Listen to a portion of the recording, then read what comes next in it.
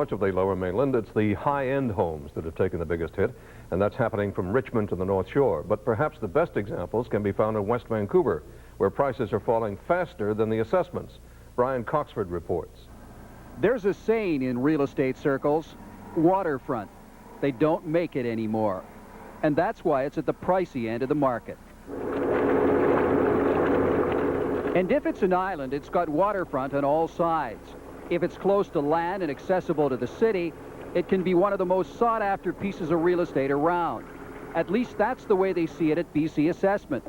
But in West Vancouver, real estate agents say assessed values are sometimes at odds with market demand. 2 years ago, this property was listed for $2.9 million and just sold recently for $810,000. Property assessment was $1,400,000 on it, and obviously relative to where its selling price is, a big difference. Adobe Island at Fisherman's Cove has an older, modest home on it. Just 2 weeks ago, it sold for $590,000 below its assessed value. The lesson, I think, is that when you get your BC assessments, they better reflect the change in the market. The BC assessment appraises everything in July. So the lesson is to look at your assessment and look at where your property has changed from last year to this year. In a property like this, you're paying taxes of $10,000 a year. If your assessments are so different, you're paying too much tax. A few more examples of properties Tom has sold. Waterfront near that island. It sold for $158,000 below its assessed value.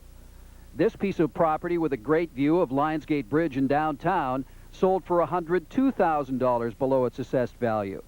And in a recent deal in British Properties, this house on a private lake also sold for $102,000 below its assessed value. Is that a go? Okay, that's great. Okay, talk to you later. Okay, bye. Another deal. Another deal. What's the assessment on that one? How does it relate to the price? $566 and selling price $455. It's about $110,000 difference. So this is affecting high-end and older homes. Absolutely. The new owners of those high-end, over-assessed properties have until the end of the month to appeal. If they win, they can save a lot of tax dollars. However, for the new owner of Adobe Island, there is one minor drawback. It's a 2-minute boat ride to his car.